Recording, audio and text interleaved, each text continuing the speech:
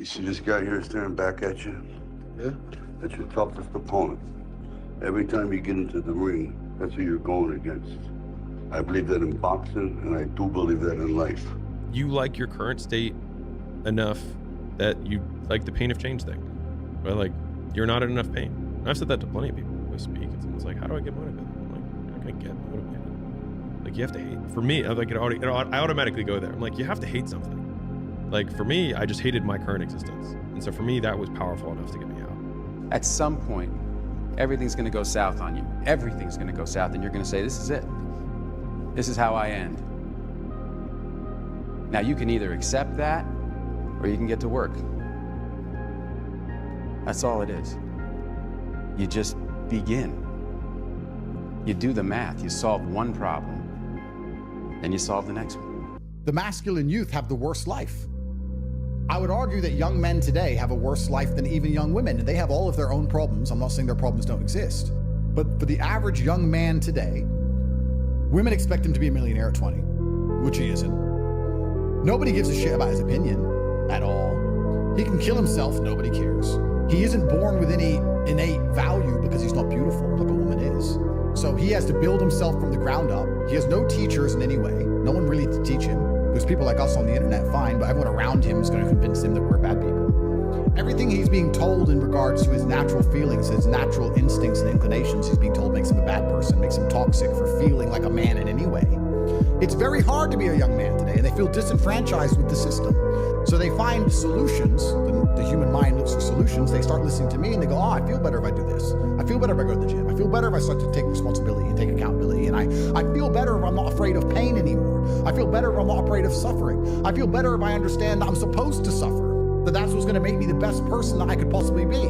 That my youth is supposed to be spent doing difficult things so that I have the light and the dark.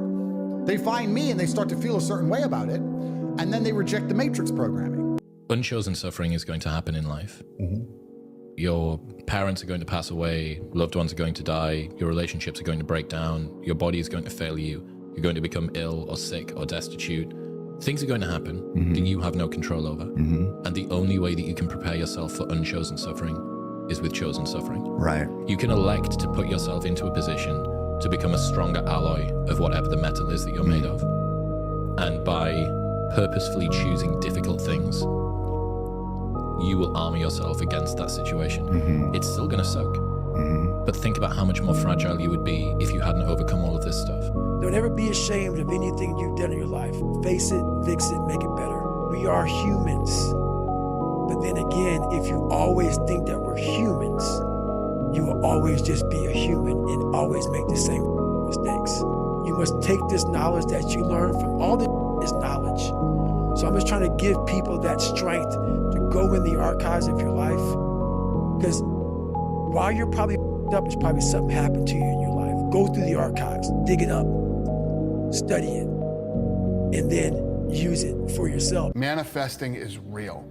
When you figure out who you are and what you want to do, and you devote your life to it like a maniac, like you're all in on this thing, and you manifest, most of these people end up, doing what they say they're going to do and being who they say they're going to become. It's real. And there's no excuses. There's no days off. There's no, not willing to grind and, everybody's against me and this didn't happen for me because of this and that and all this whining and pussy ass bullshit that a lot of people do these days.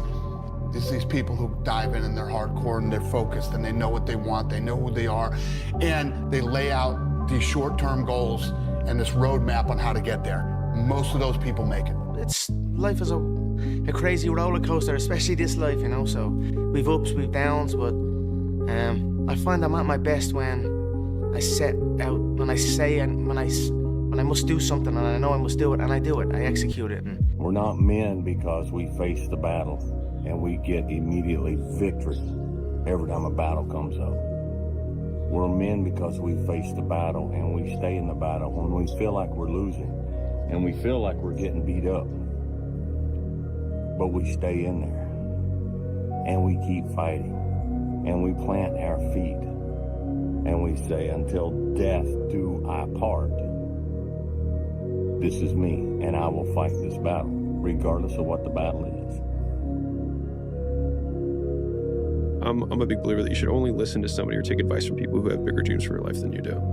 And I think most people don't have bigger dreams for you, which just means that for me, like, their advice isn't valid. I think that, like, in the dark times that you will inevitably have in life, like, having someone who believes in you is just everything. It can be everything. Hey, I know to win, I have to practice this, right? Because a lot of people get wrapped up in this dark energy and they get so consumed with it that they forget what it is that makes them great at what they do. So they forget their skill set. They forget they got to put in the reps. You have to delineate. I'm taking energy from here and I'm going to do this productive action over here because it's moving me forward. You can't just pout and scream and kick your fists and say it's not fucking fair, because guess what? It isn't fucking fair. It's never going to be fair. It's never been fair. And you screaming and throwing a tantrum about it is irrelevant. No one cares. The world doesn't care. God doesn't care. Your family doesn't care. It's not fucking fair, motherfucker. Get that through your brain. Okay? Now, take all of the negative shit, all the shit your parents said, all the shit your cousins said, all the shit your friends and family said, all the laughter, all the doubts, all the eye rolls, all the shit your girlfriend said, and start to remember that shit. Don't memory hole it in some place and forget about it and say, oh, my trauma. No, say, hey, fuck you for not believing me. Now I'm gonna go out, I'm gonna use this energy to become so big, so successful, so powerful, so undeniable that when I walk in the room, you look at the fucking floor.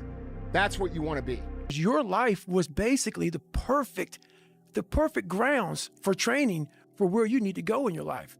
All the beatings, all the bullying, all the, you going through learning disabilities, all the struggles. It was the absolute perfect training ground for you to go to where you need to go. And that's how I started looking at my life versus woe is me, poopy pants, kick a rock down the street mentality. It was, God just hooked you right the up.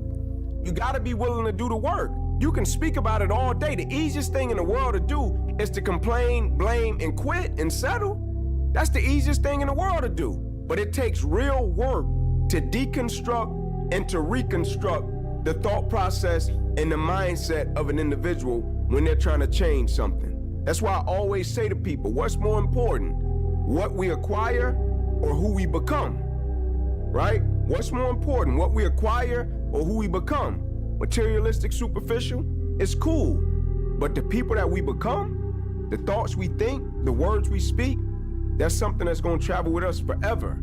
If you don't fail, you're not even trying. I'll say it again. If you don't fail, you're not even trying. My wife told me this great expression. To get something you never had, you have to do something you never did. Les Brown's a motivational speaker. He made an analogy about this. He says, imagine you're on your deathbed, and standing around your deathbed are the ghosts representing your unfulfilled potential. The ghost of the ideas you never acted on. The ghost of the talents you didn't use. And they're standing around your bed, angry, disappointed, and upset. They say, we came to you because you could have brought us to life, they say. And now we have to go to the grave together. So I ask you today,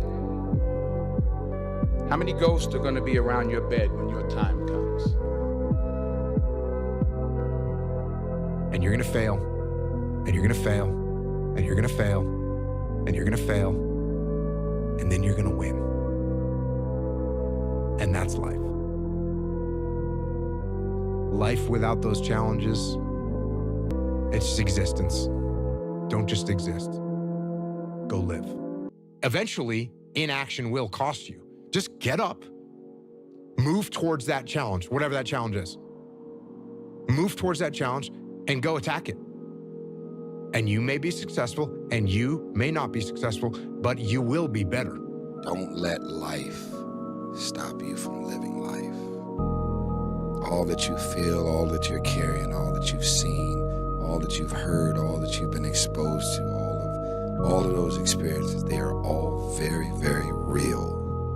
You may not be telling people about them, but you're thinking about them, you're carrying it, you're processing, you're triggered by it.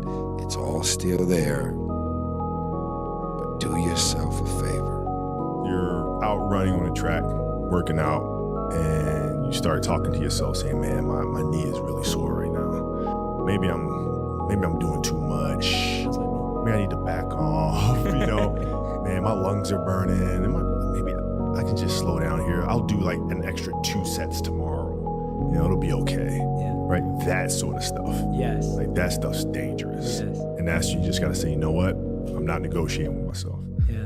The deal was already made. The deal was made. When I set out at the beginning of the summer and said, this is the training plan I'm doing, I signed that contract with myself, I'm doing it. You know, throughout that process, you'll start talking to yourself like, man, I think I need to, maybe if we, nope.